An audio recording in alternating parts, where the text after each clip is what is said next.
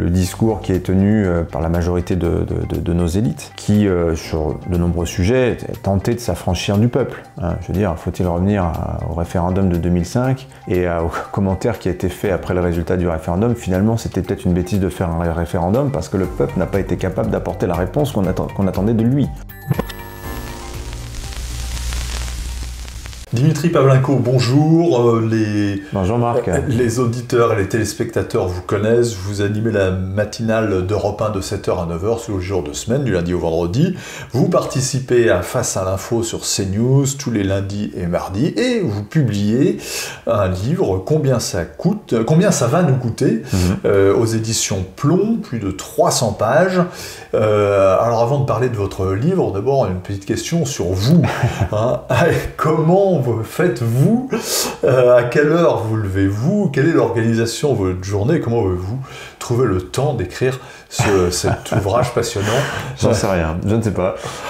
Non, mais si, alors le rythme de vie d'un matinalier, c'est on se lève vers 2h30, 3h du matin, sachant, bon, il y a certains de mes collègues se lèvent même encore plus tôt que moi. Hein.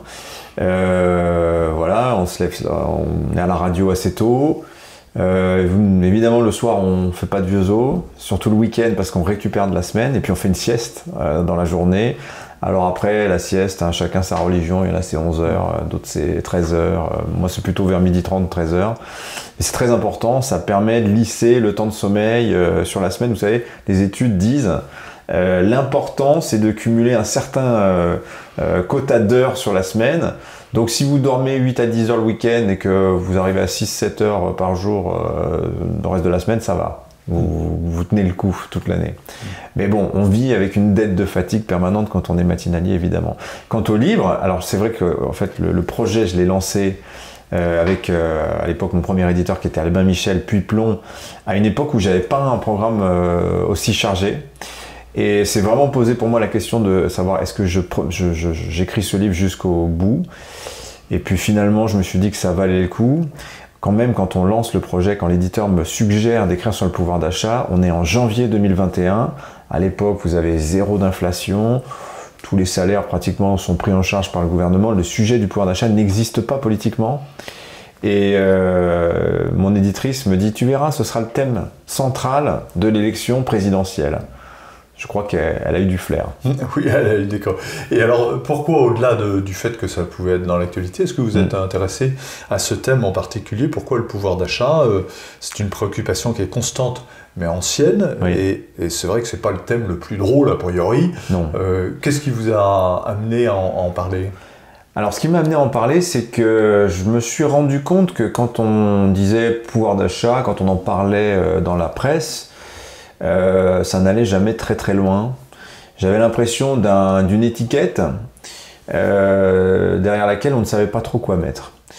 Et alors que quand je brainstormais tout seul dans mon coin sur tiens, si on écrit un livre sur le pouvoir d'achat, de quoi on va parler? Je me rendais compte qu'il y avait tellement de choses à dire, mais de manière très éparpillée, sur le logement, sur l'alimentation, sur l'automobile, sur le coût de la vie, sur ce thème plus général, on va en parler, cette impression qu'ont beaucoup de Français d'un certain déclassement historique hein, qui s'est installé petit à petit au fil du temps, et rattaché à ce thème du déclassement, les réflexions que l'on peut avoir sur l'Europe, sur l'identité, sur qui nous sommes aujourd'hui, la grande puissance qu'était la France, qu'est-ce qu'elle est devenue. Et voilà, je me disais, mais finalement, tout ça, c'est le sujet du pouvoir d'achat. Et en allant dans les librairies, en allant à la bibliothèque, je me suis rendu compte que, hormis des livres d'économie qui m'expliquaient ce qu'était le pouvoir d'achat sur un plan mathématique, c'est-à-dire le pouvoir d'achat, c'est le ratio entre les revenus et les prix. Et bien, passer cette simple définition, passer des statistiques de l'INSEE, il n'y avait pas grand-chose en réalité. Il manquait, je trouvais, une espèce de tour d'horizon un peu plus large, sociologique, historique sur ce qu'est le pouvoir d'achat. Et puis après, le questionnement, voilà, depuis quand on parle de pouvoir d'achat, d'où vient cette expression, etc. De fil en aiguille, je me suis rendu compte qu'il y avait une espèce il y avait un livre à écrire sur ce sujet. Et d'ailleurs, je me rends compte qu'en cette rentrée, alors que c'est un thème absolument central, qu'on en a parlé pendant plus de 6 mois pendant l'élection présidentielle, il il y a très peu de livres finalement qui en parlent. Je crois même pratiquement être le seul en cette rentrée à avoir écrit le pouvoir d'achat sur la couverture de mon ouvrage. Absolument. Alors, vous faites un travail très solide, très chiffré, Dimitri Pavlenko, en même temps très grand public. On comprend tout de la mécanique économique qui inquiète les Français actuellement, qui les inquiète beaucoup. Et votre conclusion, je commence par la conclusion, c'est le pouvoir d'achat n'est pas un droit, mais une récompense. Alors, on va en parler, on va notamment parler du déclassement, parce que c'est un thème qui traverse à peu près tous les chapitres de votre livre. Pourquoi les Français ont-ils l'impression d'avoir perdu du pouvoir d'achat alors qu'ils en ont gagné finalement depuis 20 ans, c'est ce que vous nous dites. Est-ce qu'ils ont démérité à un moment? Démérité, alors là c'est un jugement de valeur que vous me demandez, mais non, ce que je peux dire, c'est que statistiquement, le pouvoir d'achat des Français depuis 20 ans a progressé, c'est-à-dire que leurs revenus ont progressé davantage que les prix. Mais ça, si vous voulez, d'abord c'est la moyenne. Derrière cette moyenne se cachent de profondes inégalités, et l'on sait que depuis 40 ans, les inégalités en France se sont largement creusées. Qu'est-ce qu'on veut dire quand on parle d'inégalité? On veut dire que pour les plus modestes, les revenus, ces 40 dernières années, n'ont très très peu progressé. La grande majorité de la population, c'est-à-dire ce qu'on appelle la classe moyenne, qui mériterait une redéfinition parce que c'est difficile de dire la classe moyenne. Aujourd'hui, il y a beaucoup moins cette homogénéité sociale, cette impression de communauté de destin que l'on pouvait avoir pendant les 30 Glorieuses, cette impression que demain serait mieux, que nos enfants vivraient mieux que nous, qu'ils feraient les études que l'on n'a pas fait, mais on peut acheter sa maison et manger à sa faim. C'était ça la classe moyenne finalement. Aujourd'hui, c'est beaucoup plus fracturé. Quel est le point commun entre des gens qui gagnent 25 à 30 000 euros par an, qui est le seuil d'entrée dans la classe moyenne, et ceux qui en gagnent 80 000 euros par an? Vous voyez, c'est ça la classe moyenne aujourd'hui, c'est très vaste. Voilà. Et à l'autre extrémité de l'échelle sociale, vous avez l'élite, si je puis dire, les 10, les 20% qui s'en sortent bien, ce que certains appellent l'élite de masse aujourd'hui, et qui se distingue socialement du reste de la société par une certaine vision du monde, par une certaine vision de l'économie. Et d'ailleurs, je constate que ces 20% pratiquement recoupent assez bien l'électorat, par exemple, d'Emmanuel Macron. Cette élite de masse-là, elle, voit ses revenus progresser beaucoup plus vite que les autres. Alors vous dites, plus on est riche, plus on gagne du pouvoir d'achat ces 5 dernières années. Ben oui. Alors d'ailleurs, ce que je dis là s'appuie sur ce que nous dit l'Institut des politiques publiques, parce que si vous écoutez Bercy, vous n'allez pas entendre la même chanson. On va vous dire, rappelez-vous, pendant l'élection présidentielle, c'était aux alentours du mois de septembre-octobre 2021, que en fait, quand on regardait le pouvoir d'achat depuis 5 ans, tous les Français ont gagné du pouvoir d'achat, et les plus modestes en ont plus gagné que les autres.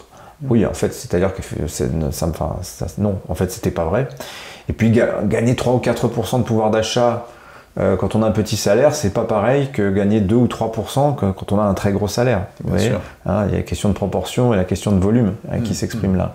Voilà. Mais pour revenir sur ce que vous disiez tout à l'heure, Marc, sur ce sentiment de déclassement que ressentent les Français, qui serait contredit par la réalité statistique de gains de pouvoir d'achat. Il y a ces inégalités et il y a aussi comment on gagne du pouvoir d'achat aujourd'hui en France.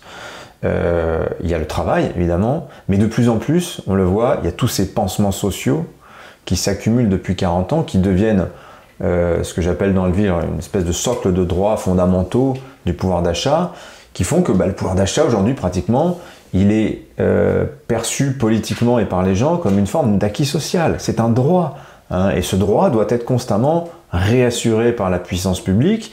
Et on l'a très bien vu, ça a été le réflexe spontané du gouvernement en 2020, au moment de la crise du Covid, en disant on va prendre en charge, on va nationaliser les salaires des gens qui se retrouvent au chômage partiel. Et on voit bien que ça continue aujourd'hui avec, par exemple, l'indemnité carburant, etc., etc. Et on ne comprendrait pas aujourd'hui une absence d'intervention de la puissance publique en ces temps d'inflation. Ça ne se serait peut-être pas passé de la même manière à la fin des années 70. Et d'ailleurs, ça ne s'est pas passé comme ça pendant les années 70, quand on a eu la crise inflationniste. Il n'y a pas eu ce réflexe des autorités de prendre à sa charge aussi massivement les pertes de revenus générées par l'inflation.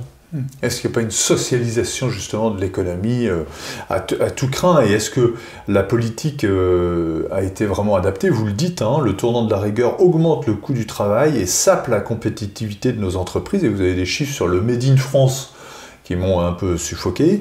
La part du Made in France, donc ce qui est fabriqué dans notre pays, dans nos frontières, s'effondre dans les catégories des biens fabriqués. 1% de l'horlogerie, 3% des vêtements et des bijoux, 5% des jouets. Tout à fait.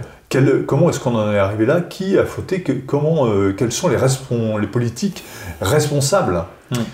En fait, c'est tout le drame du pouvoir d'achat et le drame de la France de ces 40 dernières années, celui de la désindustrialisation, sont quelque part résumés dans ces chiffres. Quelle est l'histoire qui se passe en fait? Qu'est-ce qui se passe à ce moment-là? C'est ce que j'ai essayé d'expliquer dans le livre. C'est que à la fin des années 70, après les 2 chocs pétroliers, on se rend compte que malgré tout la France quand même résiste assez bien au premier et au deuxième choc pétrolier. Il n'y a pas d'effondrement subi, massif comme ça.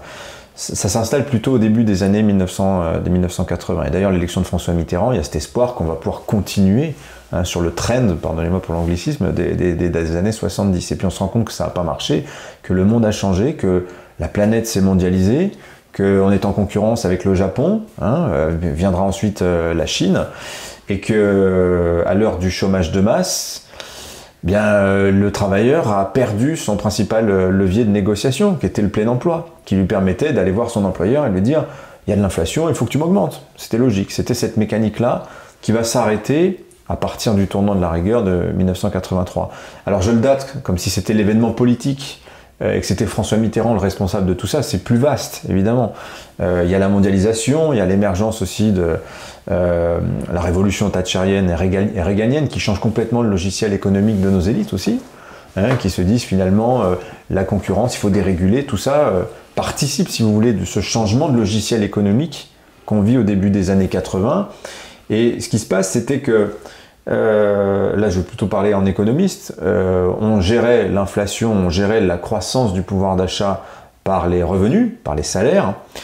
Et du jour au lendemain où on arrête d'augmenter les salaires, où les chefs d'entreprise disent stop, ça suffit, on ne peut plus, on n'est plus compétitif par rapport à nos nouveaux concurrents. Eh bien on va gérer ça, puisqu'on va passer à l'austérité salariale, on va gérer ça par les prix. Et dès lors qu'on dit qu'il faut contrôler les prix, c'est le seul moyen de piloter la croissance du pouvoir d'achat.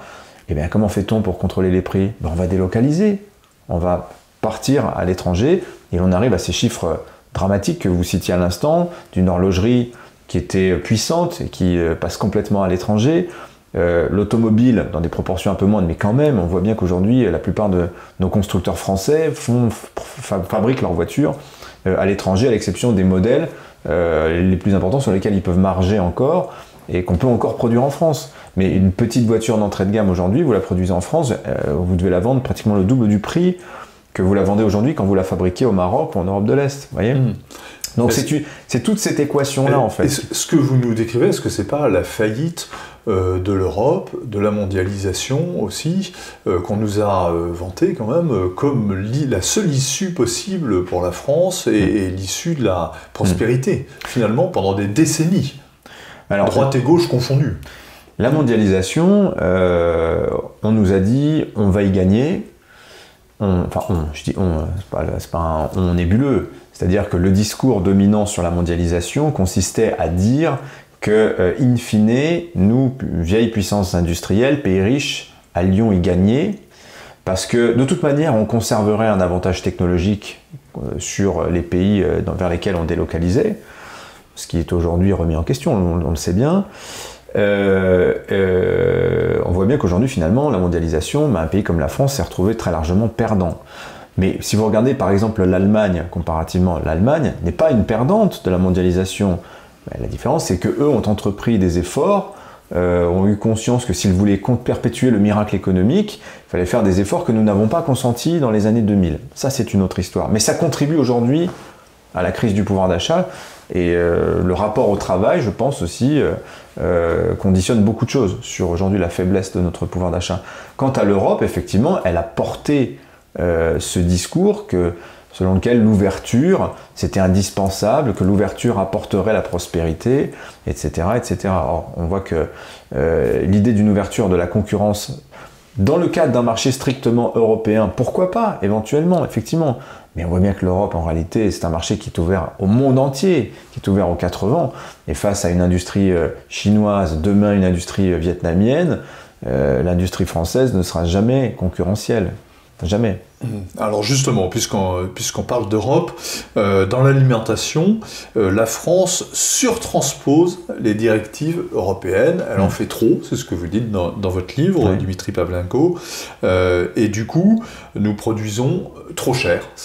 Donc il y a une responsabilité, une double responsabilité, en plus de ce que vous venez de décrire pour l'Europe, de l'Europe dans la situation actuelle. Hein. Oui, mais là, ce sujet de l'alimentation, alors effectivement, de l'alimentation française, elle est 25 à 30% plus chère qu'en Allemagne, par exemple, mais parce que le pouvoir d'achat n'est pas l'alpha et l'oméga de toutes nos politiques publiques, on le voit bien.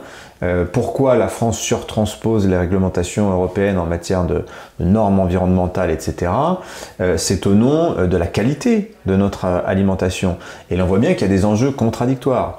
L'enjeu environnemental, par moment, s'oppose à des politiques de prix, à l'enjeu du pouvoir d'achat. Et le consommateur lui-même est pris dans ces contradictions, c'est-à-dire qu'il souhaite manger bio, parce qu'on lui a dit que manger bio, c'était mieux que de manger des pesticides. Tout le monde préfère manger sainement, mais manger sainement a un prix. Ça coûte plus cher. Donc, et on se retrouve voilà, à devoir effectuer des arbitrages qui sont difficiles, qui sont douloureux. Et la seule réponse que l'on peut apporter à cela, c'est que c'est dans la distribution d'offrir tous les possibles. De l'alimentation à bas coût, mais dont on sait que sa qualité sanitaire n'est pas forcément exceptionnelle, à une alimentation 100% bio, mais qui est très chère. Voilà. C'est ça. Mais l'alimentation à bas coût, est-ce que justement elle ne ruine pas notre politique agricole? Vous décrivez ça aussi assez bien, la mécanique. Si on part du principe que notre politique agricole, est-ce qu'elle n'est pas prise en otage par l'Europe, notamment avec ce programme européen dont vous parlez dans votre livre, le Farm to Fork? Farm to Fork, oui. Voilà. Alors, Farm to Fork. La ferme à la fourchette. Exactement. Alors oui, alors Farm to Fork, c'est-à-dire que c'est là qu'effectivement le logiciel européen, on sait que en France, ça s'avère souvent problématique. Il y a toujours quelque chose de dogmatique. Vous voyez, l'ouverture a été le dogme des années 80, 90, 2000. Aujourd'hui, on est sur l'environnement, l'écologie. Farm to Fork, le plan de Farm to Fork, qui en soi n'est pas aberrant. L'idée, c'est de réduire la part des pesticides dans la production agricole. L'idée, c'est Alors, il faut dire que Farm to Fork, c'est un programme européen qui vise à encadrer la productivité, vous me corrigez si je me trompe, la production agricole avec un certain nombre de règles extrêmement contraignantes et très coûteuses d'ailleurs, par ailleurs. Dans le but de verdir l'agriculture. Hein. Dans le but de verdir l'agriculture. Voilà. Dans le but, mais quand on regarde les projections qui sont faites par des instituts indépendants, et non par l'Europe, parce que l'Europe nie finalement les conséquences économiques et les conséquences productives que ça va avoir, c'est-à-dire une baisse significative de la production alimentaire européenne. Moins d'offres signifie mécaniquement à demande constante des prix plus élevés. Donc on voit que ce programme Farm to Fork, il pose de graves problèmes. Au moment où nous nous posons des questions sur notre système agricole mondial, est-il en capacité de nourrir la planète ? Dans le contexte de la guerre en Ukraine, ça paraît aberrant qu'on pousse un tel programme. Contre-intuitif, on peut dire. Hein. Même si, d'un autre côté, on saisit tout à fait l'enjeu environnemental, la nécessité de dépolluer notre alimentation, ça c'est tout à fait compréhensible. Mais vous voyez, on est sans arrêt pris dans la nécessité de procéder à des arbitrages, parce que nous poursuivons des objectifs qui sont contradictoires. Et alors, vous dites... alors là, on quitte l'Europe pour la mondialisation, mais ça en fait partie, que le sentiment que la mondialisation fait plus de perdants que de gagnants est aujourd'hui dominant. Et vous citez même une enquête du Monde, enquête de 2021, Ipsos Soprasteria, selon laquelle les 2/3 des Français estiment que le pays doit se protéger davantage du monde. Est-ce que finalement ils n'en ont pas marre, ces Français, de la camisole de force européenne ou mondialiste ? Oui, alors après, moi, ce sondage, je crois que oui, c'est assez limpide. Je crois que ce sondage, il est révélateur de la fracture qui existe entre l'opinion publique et l'opinion publiée. Et le discours qui est tenu par la majorité de nos élites, qui, sur de nombreux sujets, tentaient de s'affranchir du peuple. Hein. Je veux dire, faut-il revenir au référendum de 2005 et aux commentaires qui a été fait après le résultat du référendum? Finalement, c'était peut-être une bêtise de faire un référendum parce que le peuple n'a pas été capable d'apporter la réponse qu'on attendait de lui. Voilà.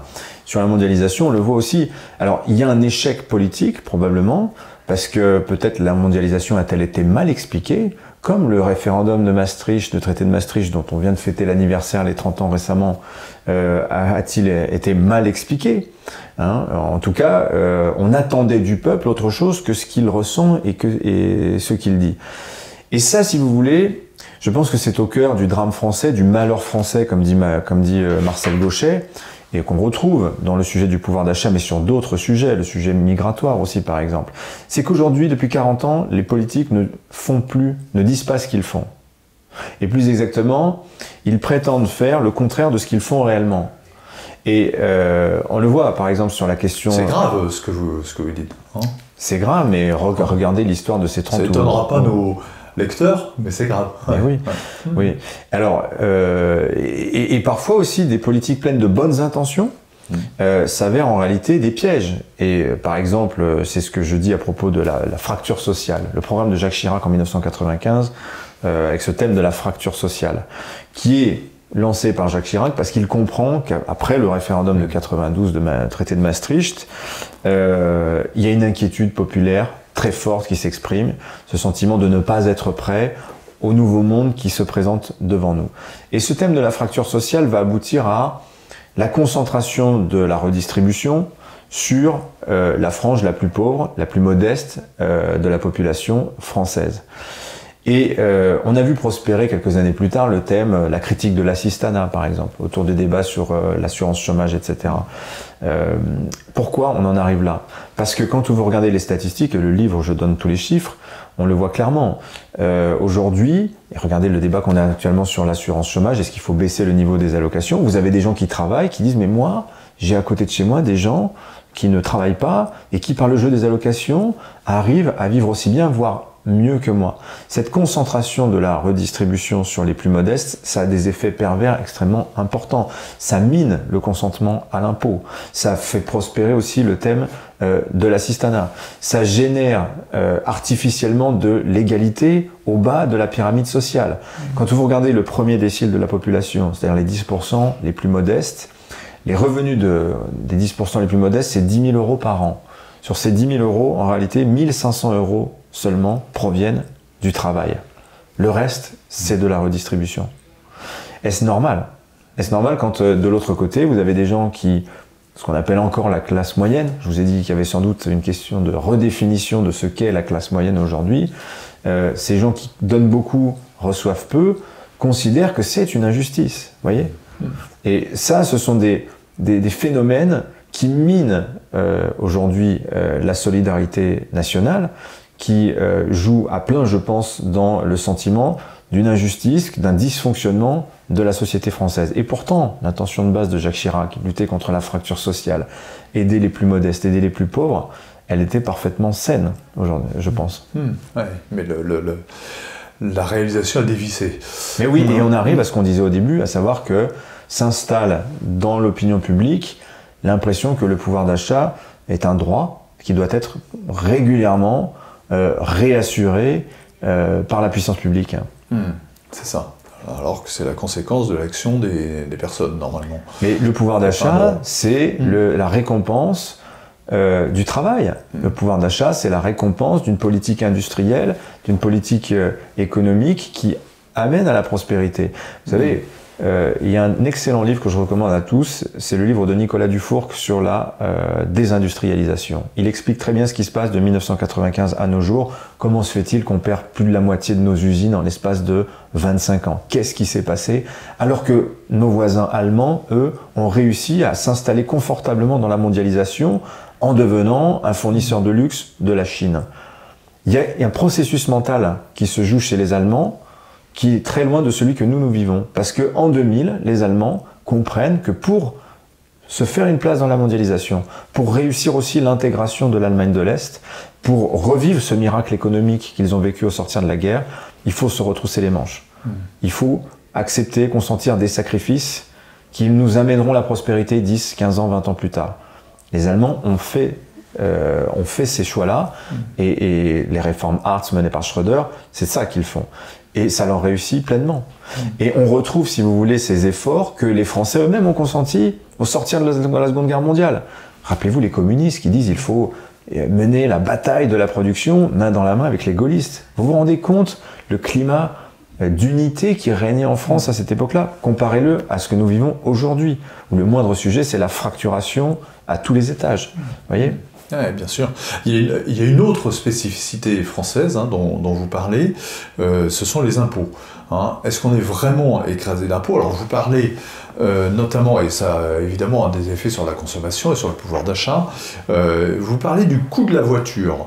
Vous dites qu'il y a 5300 dispositifs de radar, 1000 de plus en 2 ans, que c'est une véritable machine à cash pour l'État, qui collecte par ce moyen-là entre 800 millions et 1 milliard d'euros chaque année.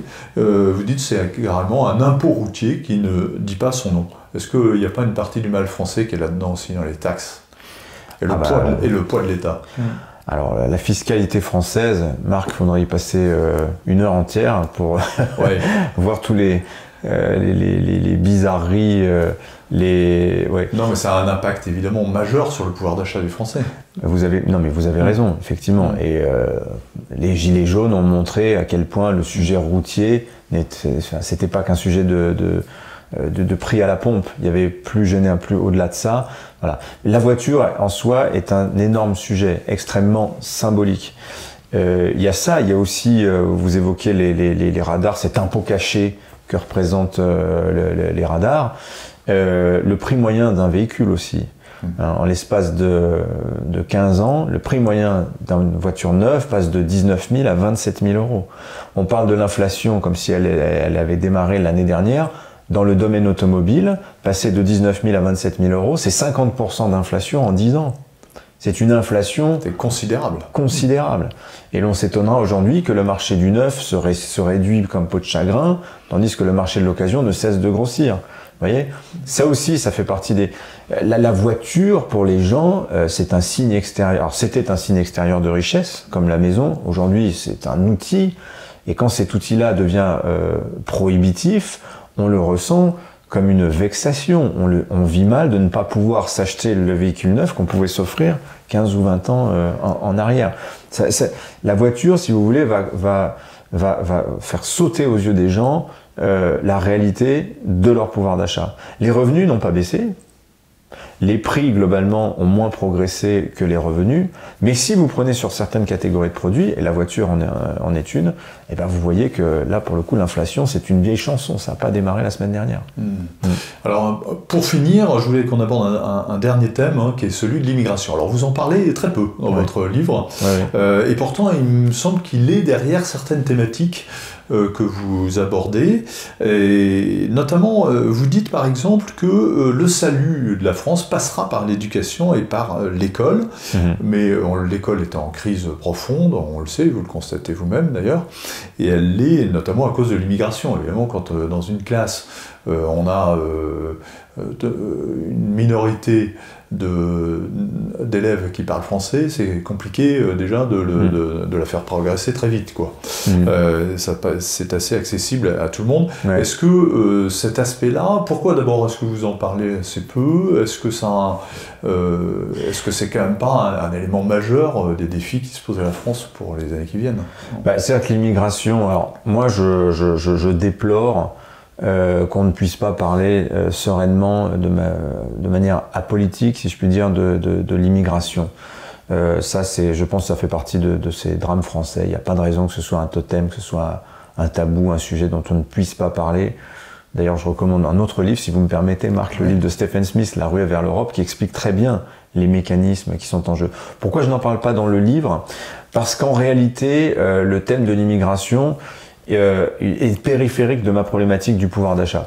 Effectivement, si vous voulez parler de l'école, évidemment qu'il faut parler de l'immigration, parce qu'elle conditionne des choix éducatifs de manière en plus sectorielle, c'est-à-dire qu'on n'aura pas les mêmes politiques éducatives dans les quartiers où l'on sait qu'on a une majorité ou une forte concentration de population étrangère, que dans le centre-ville de Paris, où vous savez que vous avez une relative homogénéité, que ce soit du niveau scolaire, du niveau social, et même de la couleur de peau de vos élèves.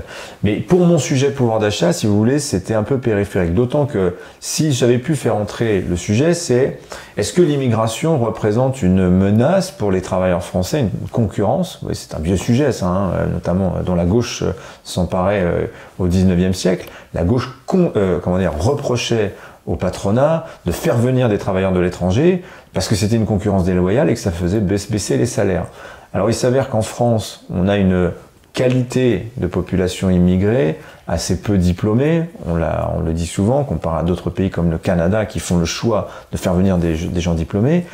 Quelle incidence cette concurrence venue de l'étranger a-t-elle sur les niveaux de salaire? C'est assez faible en fait en réalité, peut-être moins 1% de salaire. C'est documenté, il y a des études. J'en ai parlé par ailleurs à d'autres moments. C'est des sujets qui soulèvent toujours des passions, alors que, en réalité, on devrait pouvoir en parler sereinement. C'est un phénomène socio-économique comme un autre. Quant au rapport avec l'école, je pense que sur notre sujet du pouvoir d'achat, l'enjeu il n'est pas là.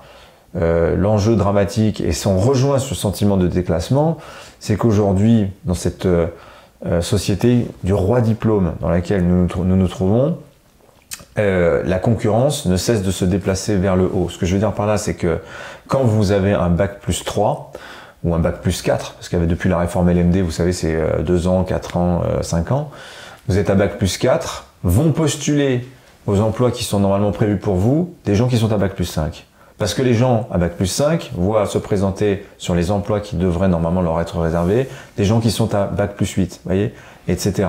Et donc, ce phénomène fait que vous avez des gens qui devraient pouvoir prétendre à certains emplois, à certains niveaux de revenus, qui n'y ont pas accès parce qu'ils sont concurrencés par des gens plus diplômés qu'eux. Et ça contribue très très fortement, je pense, au sentiment de déclassement. Je pense que les gens qui nous regardent voient très bien de quoi je parle, hein, l'ont vécu eux-mêmes ou leurs proches l'ont vécu. Et vous voyez, cette course effrénée à toujours plus de diplômes, elle est le fait qu'aujourd'hui, il y a une déconnexion entre notre système éducatif et les emplois qui nous sont proposés. Ça contribue au sentiment de déclassement, qui est le cœur, vous avez raison Marc d'avoir pointé ça, qui est le cœur de ce livre. Et voilà, je pense qu'on essaie de faire le tour d'horizon de la question. Il y a sans doute plein de chapitres qu'on aurait pu rajouter, mais il y en a tout faire. Il y en a déjà beaucoup. Il y aura un tome 2 peut-être. Le livre est passionnant, encore une fois très précis, très chiffré. Il y a énormément d'éléments pour réfléchir et pour argumenter aussi. Dans votre livre, Dimitri Pavlenko, combien ça va nous coûter? C'est aux éditions Plomb. Merci Marc. Merci beaucoup Dimitri d'être venu.